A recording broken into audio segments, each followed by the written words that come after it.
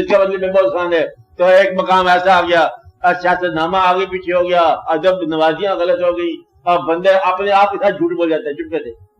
آپ سے کہتا ہے صبح میں نے جانا ہے، جلدی اٹھیں گے، اور پھر تھوڑی دیر بعد کہتا ہے میں نے خود ہی اکیلے، یعنی آپ سے دل کرتا ہے کل ضرور میں اپنے بھائی کے گھر جاؤں گا. چھوڑو بھائی کا کیا، تو اپنے آپ کے ساتھ جھوٹا وعدہ کرتا ہے، اپنے آپ کو دھوکہ دیتا ہے، اور اپنے آپ کے ساتھ سارا واقعہ کر رہا ہے. اپنی عزت بھی آپ بنتا ہے تو اپنی ذلت بھی آپ پیدا کرتا ہے. تو اس لیے بتایا یہ گیا ہے کہ آپ اپنے ذات کے ساتھ تھوڑا سا مخلص ہو جاؤ. اللہ کسی شے کا نام نہیں ہے، اللہ بس ایک رخ کی بات ہے، ایک مزاج کی بات ہے، ایک فیصلے کی بات.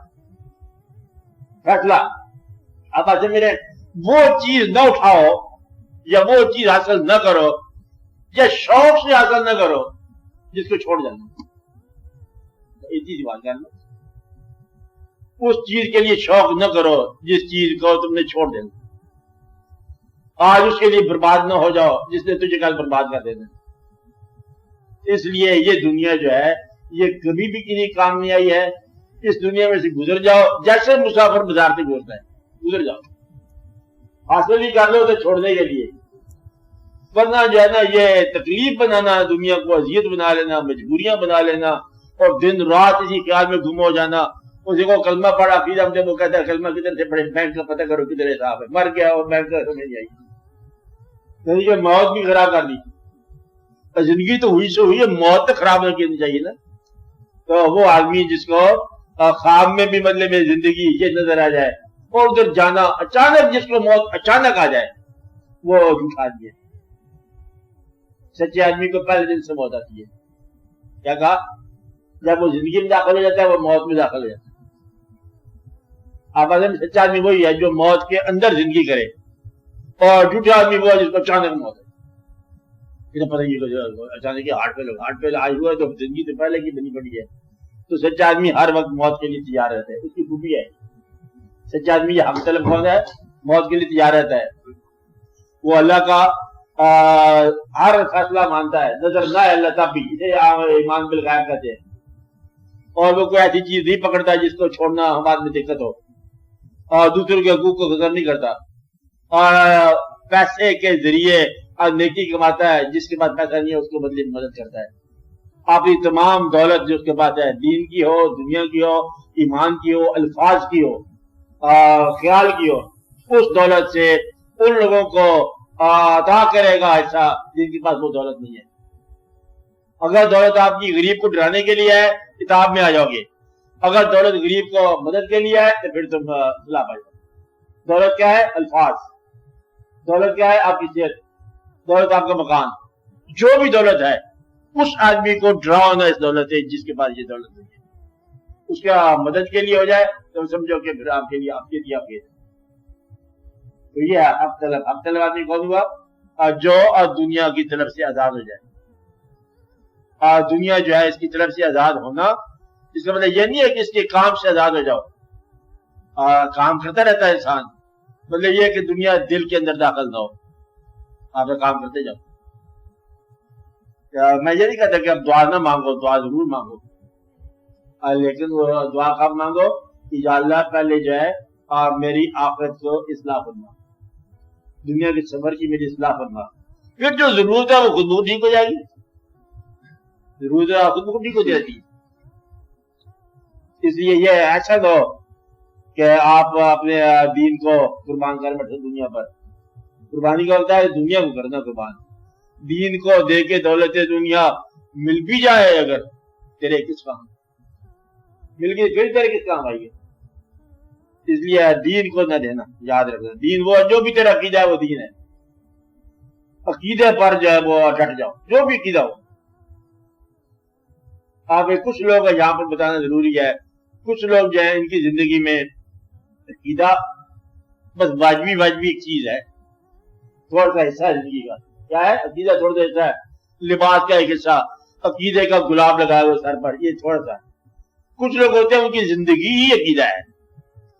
تو عقیدے کو زندگی بنا لو، پھر تم حق طلب ہو جاؤ. اور اگر عقیدہ جو ہے ایک تمہاری ڈیکوریشن ہے، زیور ہے تمہارا، ایک چھوٹا سا حصہ ہے وجود کا، پھر تم مطلب پرست ہونے سے بچ نہیں سکتے۔ تو وہ لوگ جن کے پاس فیتھ ٹوٹل لائف ہوتی ہے وہی ہوتے ہیں حق طلب۔ کون سے؟ جن کے پاس فیتھ کیا ہے؟ ٹوٹل لائف، یعنی کہ لائف کا ایک حصہ نہیں ہے۔ یہ نہیں ہے کہ آپ نماز کا پیریڈ آ گیا، نہ، نماز جاری رہتی ہے، یعنی کہ اللہ کے ساتھ ڈائلاگ جاری رہتا ہے۔ یہ نہیں کہ آپ مسجد میں جا کے اللہ سے بات کریں گے، مسجد میں تم نے اللہ کو مقید کر لیا تو کافر ہو جاؤ گے۔ اگر مسجد کے اندر اللہ سے باہر کون ہے؟ اس کا مطلب یہ ہوا کہ وہ اللہ جو صرف مسجد میں ملتا ہے وہ تو اللہ نہیں ہو سکتا۔ تو مدعا یہ ہے کہ مسجد میں ایک وقت بتایا تاکہ دنیاوی کاموں میں یوں سمجھ لو کہ حق طلب آدمی وہ ہے کہ جو نماز کو اس لیے چھوڑ کے باہر نکل رہا ہے مسجد کو کہ اللہ کا حکم ہے کہ دنیا میں کام کریں، اور دنیا دار کون ہے؟ جو دنیا کا کام چھوڑ کے جا رہا ہے کہ آپ نماز کا حکم آگے ادھر جا رہے ہیں، رجوع اس کا دنیا کی طرف ہے، اتنا رجوع آپ نماز کی طرف چلتے ہیں۔ اور وہ کیا کہتا ہے؟ ہم نماز میں اتنا تمہارا ہے، کام دنیا میں اب کرنا پڑے گا جو کہ اللہ نے کہا ہے کام کرے۔ تو آپ دنیاوی حرکات اور ایکٹیویٹیز کو اللہ کا حکم بناؤ، پھر تم جو ہے نا حق طلب ہو جاؤ گے۔ گھر بناؤ، اللہ کا حکم ہے، بچوں سے محبت کرو، اللہ کا حکم ہے۔ تو اپنی درمیان میں محبت نازل کر دو، اپنے پروگرام میں شامل کر دو، اپنے پروگرام کو بھی اللہ کا پروگرام بناؤ۔ بات بھی ٹھیک ہے، بھیجنے والے کی مرضی ہے، اسے تمہیں 4 سال کے لیے بھیجا ہے، 4 سال کے بعد واپس میں ڈالے گا، پھر تم کیا کر سکتے؟ یا تو ٹھہرنا تمہارے اختیار میں ہو، ٹھہرنے اختیار میں نہیں ہے، آنا بس میں نہیں ہے، جانا تمہارے پاس قابو نہیں ہے، کیا ہے کیا تمہارے پاس؟ بھیجنے والے نے جب بھیجا اسے بھیجا، اور جب بلائے گا بلا لے گا، اور جو ہو رہا ہے ہو رہا۔ تم اپنے آپ کو سنبھال کے بیٹھو کہ میں نے غم سے بچ جانا، میں کچھ نہیں کرنا، کہیں اولاد کا غم آ جائے گا، کہیں والدین کا غم آ جائے گا، اور غم جو ہے دروازے سے باہر ہو کے آ جائے گا، اچانک آ جائے گا۔ آپ آرام سے بیٹھو، خبر آ گئی، خبر کیا آ گئی؟ ملک میں بڑی ہنگامہ حالات ہو گئے، پتہ کیا واقعات ہو گئے، مارشل آرٹ میں لگا دینا، مہربانی کرنا، سمجھا؟ میرے کچھ واقعات ہو گئے، خبر کا گھر بیٹھے بیٹھے خبر آ گئی۔